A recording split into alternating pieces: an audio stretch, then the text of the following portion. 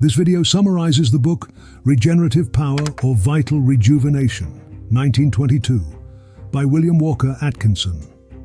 We have picked out 5 of the best chapters in this literary work for your contemplation, certain truths and principles concerning the preservation and skillful utilization of the life forces, also known as vitality, that we generate from the practice of semen retention or nofap, specifically its more subtle manifestations.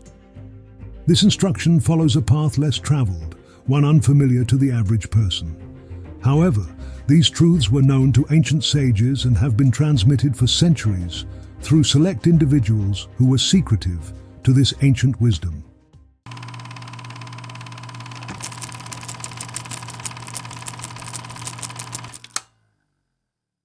Regeneration, or semen retention, what we call it now, was once the exclusive domain of esoteric philosophies in Oriental and Greek traditions. Thousands of years ago, Hindu sages imparted similar knowledge to their chosen students, forming a part of the inner teachings of the Brahmins and Buddhists. Ancient Persia, Chaldea, and Egypt also had their own occult schools, as did the Hebrews, and this knowledge permeated the mysteries of ancient Greece. Neoplatonists, Gnostics, and even the Essenes contributed to its legacy. In many instances, this wisdom, initially attributed to hidden or supernatural forces, is now understood as a scientific explanation of natural cause and effect driven by elemental forces of nature. Electricity and magnetism, once regarded as supernatural, are now harnessed through natural law. Similarly, mental influence, formerly cloaked in mysticism, is now part of mainstream scientific discourse. The same transformation is occurring with the subtle vital power, or life force, we explore here. For centuries, esoteric schools held this knowledge closely, considering it a precious secret accessible only to a select few. They revered it as supernatural and even religious. Such teachings influenced the early Christian church and prompted celibacy among its clergy. However, what was once seen as supernatural is now supported by scientific discoveries related to the body's reproductive system and certain glands' impact on health and vitality. While future discoveries are anticipated, many believe that existing knowledge is sufficient for those of average intelligence to apply these principles effectively. At the heart of this body of knowledge lies the term regeneration. We invite you to delve deeply into this concept, understanding it in its unique context. Regeneration is derived from generation, signifying renewal, not just reproduction. It is the belief that nature's generative power can serve as a force for renewing and sustaining vitality when directed wisely. This idea, though initially surprising, becomes self-evident upon deeper exploration. Ancient thinkers from various traditions, including Hinduism, Buddhism, Egyptian mysticism, Judaism, and alchemy, recognize the transformative power of this regenerative energy. They believed that by controlling and directing it, individuals could rejuvenate their physical and mental vigor, possibly even acquiring extraordinary mental and psychic abilities. This idea has persisted throughout history, albeit sometimes corrupted or misunderstood. In the modern era, science has shed light on these ancient principles, validating the idea that the concentrated vital force within the reproductive system can indeed be harnessed for regeneration. While new theories and terminology emerge, the essence of this ancient wisdom remains intact and applicable to our understanding of human vitality and potential.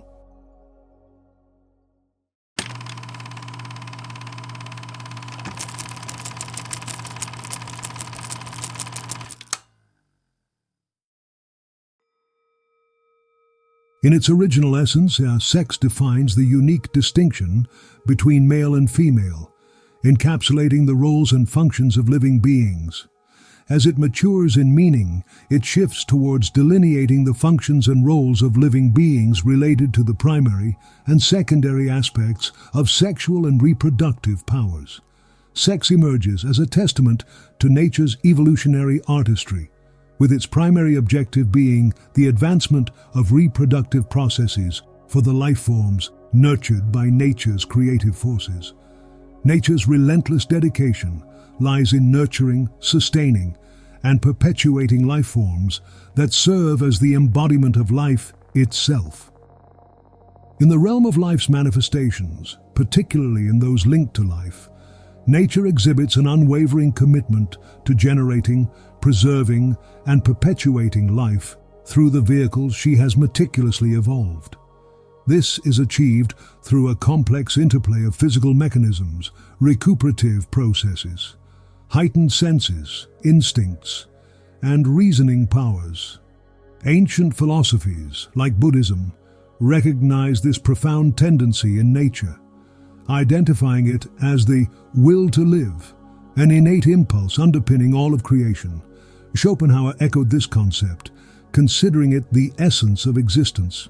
Moreover, Bergson's modern philosophy similarly emphasizes the vital impulse as a fundamental energy coursing through universal activities. However, nature appears to have iterated upon her original plans concerning the continuation of life in its original form. Evolution, driven by nature's inherent penchant for change and variation, prompted the development of sex in living beings. Contrary to common belief, sex did not manifest in the earliest life forms. Instead, it evolved as life's complexity increased. The simplest, single-celled organisms did not exhibit distinct male and female characteristics. These rudimentary life forms reproduced through division or separation. As life forms advanced, we witness the differentiation of male and female characteristics, signifying the evolution of sex. Despite various theories about the origins of sex, it remains a complex and enigmatic phenomenon.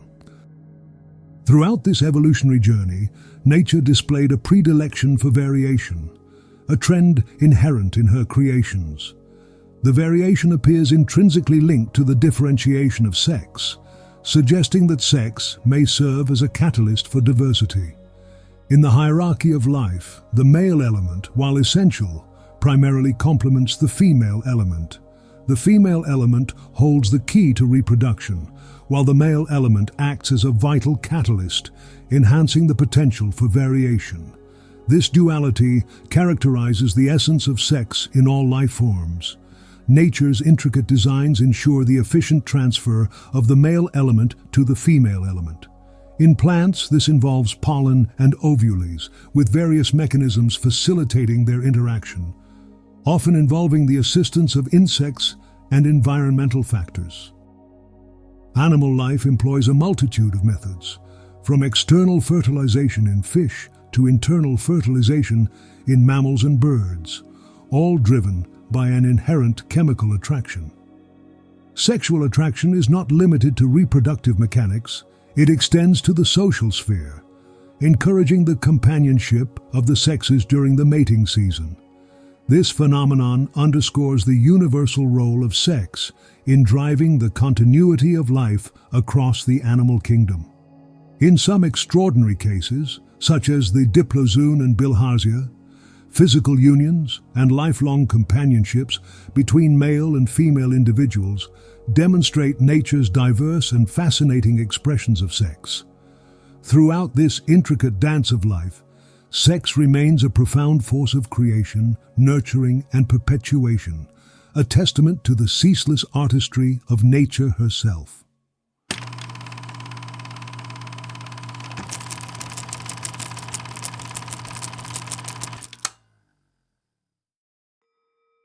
Beyond the fundamental attributes of sex, a fascinating dimension emerges: sexual dimorphism.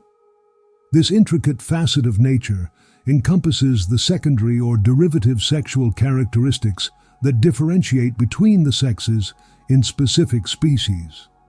These characteristics, while not original or primary, are acquired and manifest in various forms across the animal kingdom. One of the most striking examples of sexual dimorphism is observed in the majestic male lion's mane, which sets him apart from his more subtly adorned lioness counterpart.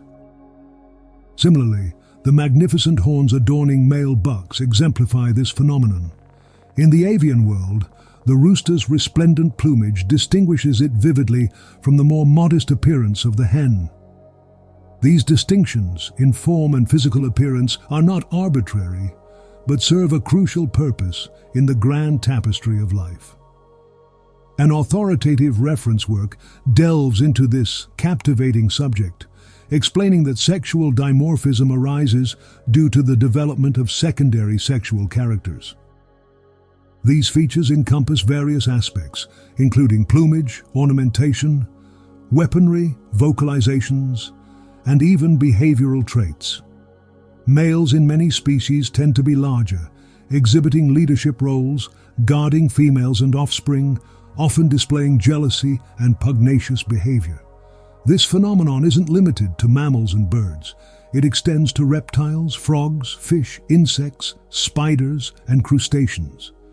Even frogs and toads illustrate the concept, as the vociferous calls during spring mainly emanate from male throats, while females remain notably less noisy.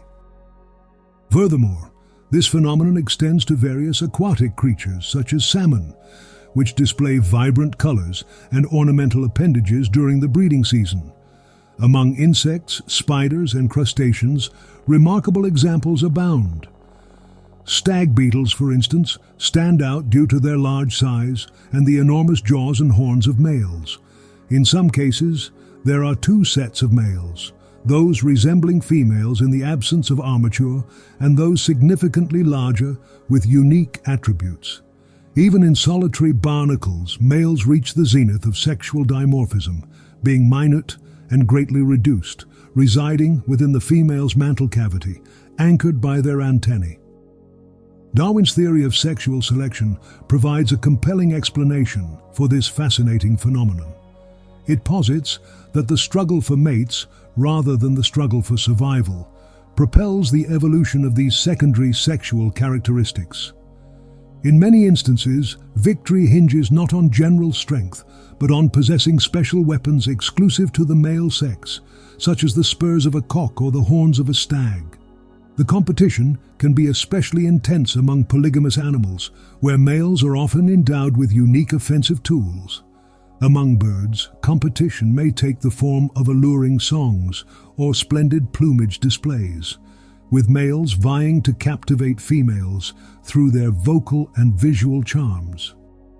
Darwin's theory suggests that over generations, individual males with slight advantages in their weapons, means of defense, or allure transmit these advantages to their male offspring, shaping the species' characteristics. Though some dissenting voices like Wallace challenge the theory, the evidence largely supports Darwin's views. Sexual dimorphism is not merely a facet of natural selection. It is a distinctive concept, separate and profound in its implications. The primary attributes of sex involve the biological mechanisms associated with reproduction, such as the production of sperm and eggs and the presence of reproductive organs essential for copulation, gestation, and nurturing of offspring. On the other hand, the secondary or derivative sexual characteristics encompass differences between the sexes in size, shape, appearance, ornamentation, armament, coloration, voice, and instincts and behaviors not directly linked to reproduction. While primary sexual attributes directly facilitate the reproductive process, secondary sexual characteristics serve a different role. These attributes are centered around the attraction between individuals of the two sexes, leading to mate selection and courtship, a concept known as sexual selection. The presence of these secondary characteristics in various species highlights their role as a means of attracting mates. In conclusion, sexual dimorphism, with its captivating diversity and unique attributes, provides a profound lens through which we can understand the intricate dance of life in the animal kingdom. These secondary sexual characteristics, shaped by the forces of sexual selection, contribute to the perpetuation and evolution of species. They reveal the remarkable ways in which nature has harnessed the power of sex to ensure the continued existence and flourishing of life forms across the planet.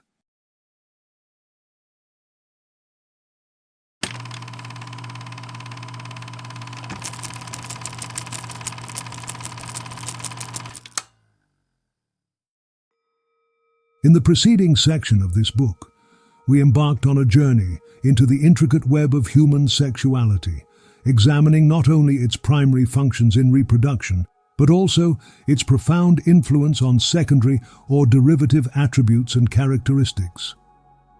It becomes increasingly evident that sexual energy, a potent force within us, is not limited solely to procreation. It weaves its threads through the tapestry of our lives in myriad ways. As we explored the multifaceted nature of sexuality, we discovered that this potent force does not simply lie dormant when not engaged in the act of procreation. Nature, in her infinite wisdom, has designed sexual energy to flow along not only the primary pathways directly involved in reproduction, but also along specialized channels that play a crucial role in shaping our physical, mental, and emotional characteristics. These unique attributes which define and distinguish living forms owe their existence and sustenance to the ceaseless flow of sexual energy. The revelation that sexual energy is instrumental in nurturing these distinct characteristics underscores its profound significance. Without this continuous operation of sexual energy, these vital attributes would neither have developed nor remained viable. Thus, we come to realize that the force of sexuality extends far beyond the bedroom, permeating every facet of our existence. Now, in the present section, we embark on a new chapter of our exploration. Here we delve into a hitherto less explored but profoundly significant facet of sexual energy. We are about to uncover how sexual energy, apart from its primary role in sexual activities, can be harnessed to invigorate and empower an individual's general physical, mental, and emotional constitution. In essence, we will demonstrate that nature employs sexual energy not only in the processes of generation and reproduction, but also in the intricate domain of regeneration. This phase of sexual energy's operation, though less recognized, stands as a vital cog in the machinery of natural laws. It's worth noting that, historically, this aspect of sexual energy remained in the shadows, often ignored or even denied by the scientific community. This left the knowledge and discussion surrounding it largely in the hands of non-scientific laypersons.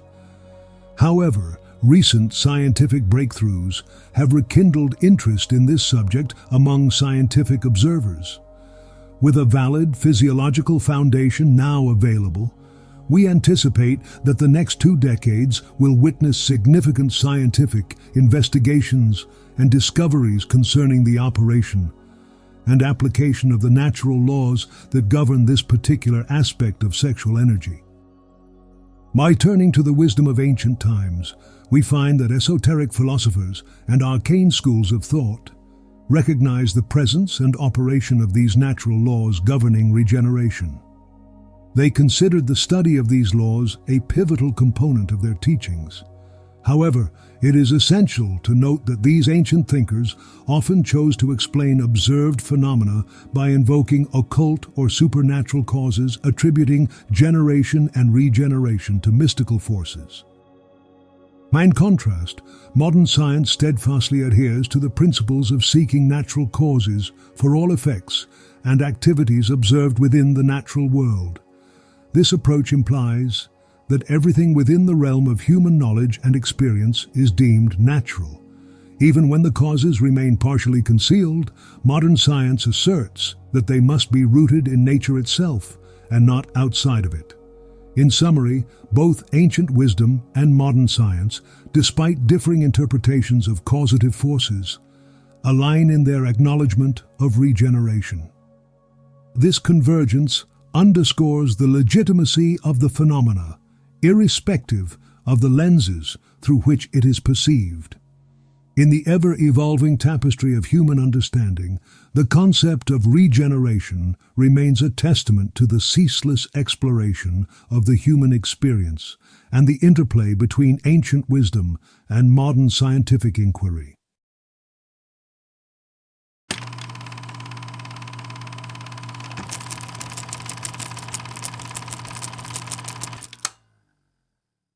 The ancient sages, steeped in esoteric teachings, believed that the human body possessed an immaterial, yet potent energy akin to electricity or magnetism.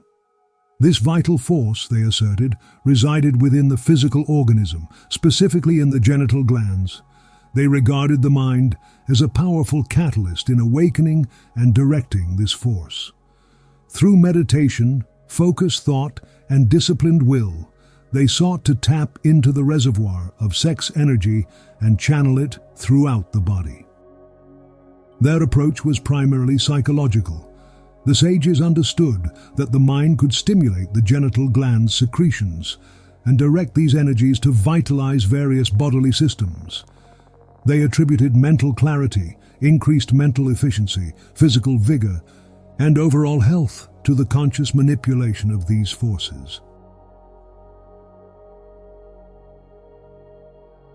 In contrast, modern scientific investigators adopted a more empirical approach. They focused on the physiological aspects of regeneration, recognizing the existence of specific chemical substances within the genital gland's secretions, such as hormones.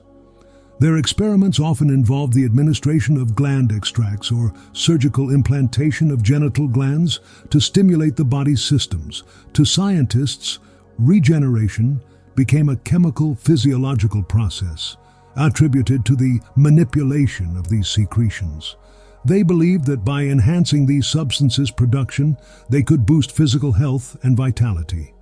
This approach was rooted in empirical evidence, yielding significant results, particularly in the context of animal experiments.